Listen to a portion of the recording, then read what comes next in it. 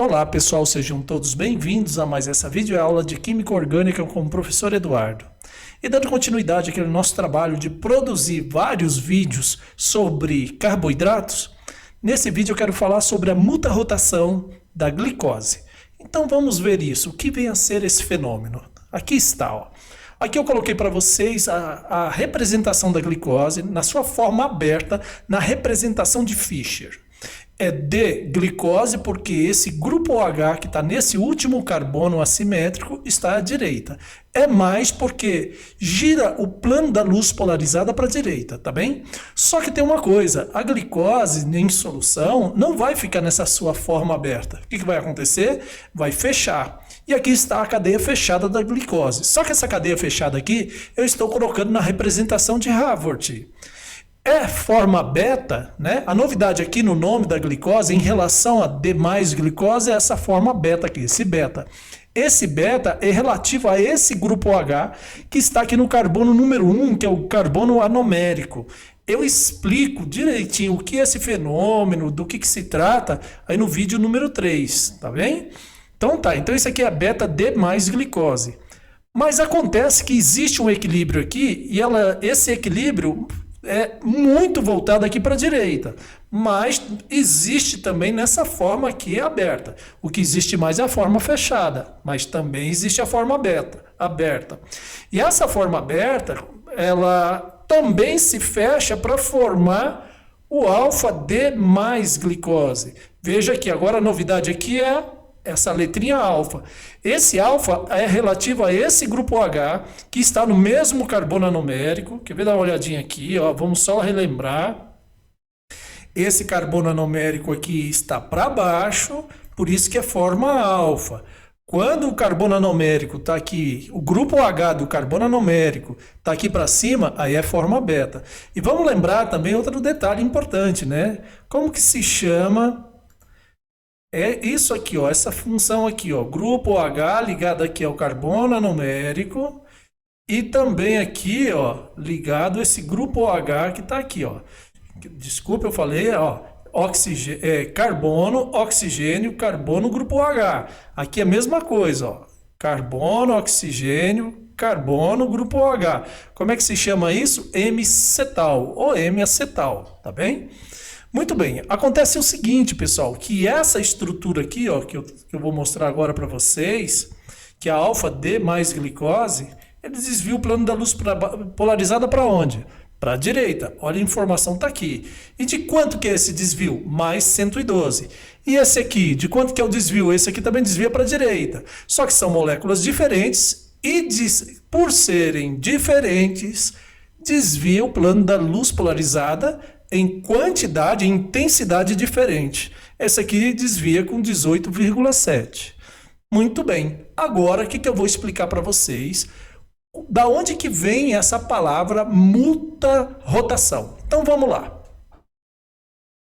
Olha só o que eu vou propor para a gente entender o que é o fenômeno da mutarrotação da glicose. O que nós vamos fazer? Nós vamos até uma loja especializada e compramos esse açúcar aqui. Que açúcar é esse?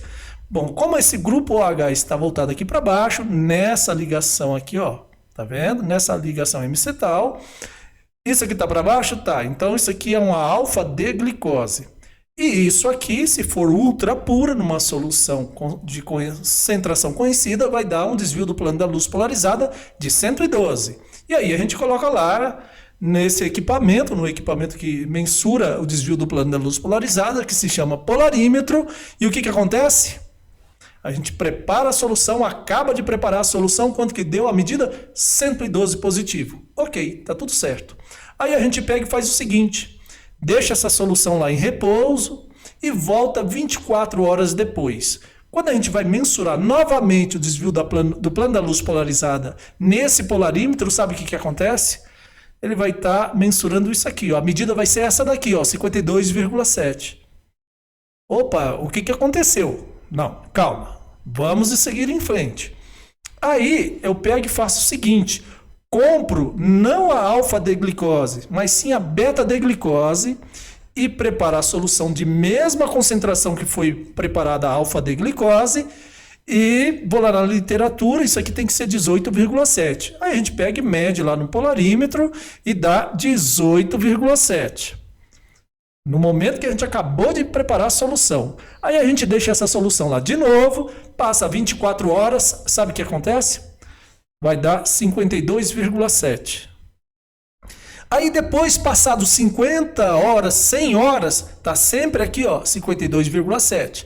Passado aqui esse mesmo tempo, no caso da beta-D-glicose, aqui também vai estar sempre 52,7. O que sugere isso? Que existe um equilíbrio entre a beta-D-glicose e a alfa-D-glicose. Então, se existe esse equilíbrio, eu vou representar bem assim. Só que tem uma coisa, isso aqui não se transforma nisso aqui, ou seja, a alfa não se transforma em beta se não passar por aqui, pela sua forma aberta, que eu coloco aqui na forma de Fischer. Então é o seguinte, para beta-D-glicose se transformar em alfa-D-glicose, ele tem que primeiro abrir para depois fechar novamente. Muito bem, mas quando ocorre isso, o que vai acontecer?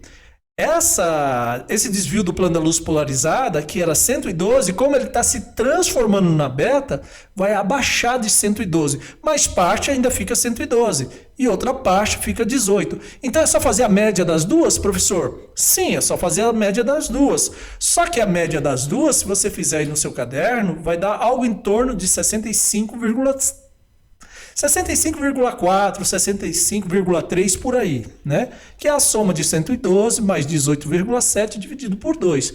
Vai dar exatamente 65,35.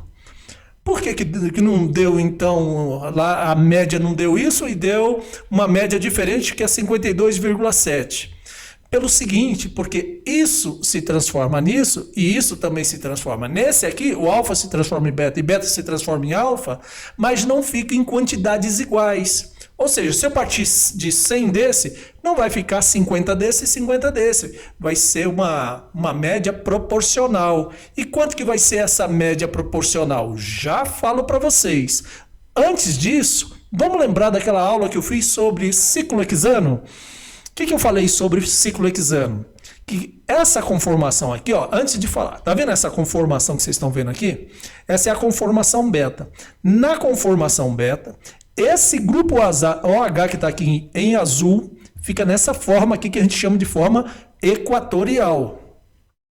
Já na conformação alfa, esse grupo OH que está voltado para baixo, aqui vai ficar na conformação axial.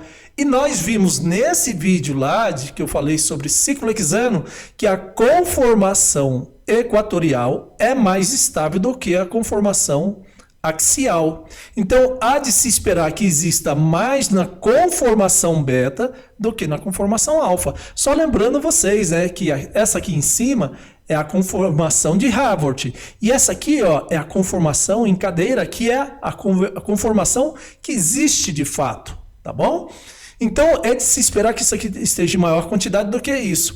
E, de fato, a gente pega e faz os cálculos direitinho para ver qual é a quantidade da conformação alfa e qual é a quantidade da conformação beta. Sabe aqui que número nós chegamos? 64% nesta forma aqui e 36% nessa forma aqui. Agora, se você pegar 36%, né, e multiplicar por 112, depois 64% e multiplicar por 18,7 e dividir tudo por 100, somar isso, dividir tudo por 100, sabe quanto que vai dar? 52,7.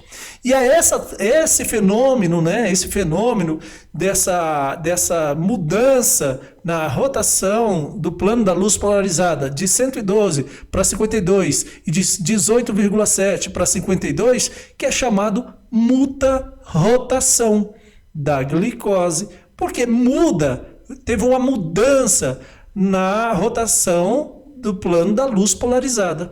E aí eles chamaram de muta-rotação da glicose. E foi assim que foi criado esse termo. Se vocês gostaram dessa aula, eu peço a todos que dê um joinha aí. E se tiver qualquer tipo de dúvida, faça o seguinte, me escreva aí nos comentários do vídeo, que certamente você vai ter a minha resposta. Um abraço a todos e até a próxima aula. Ah, só uma coisa muito importante. Essas aqui são as principais bibliografias que eu utilizei, tá? Até mais!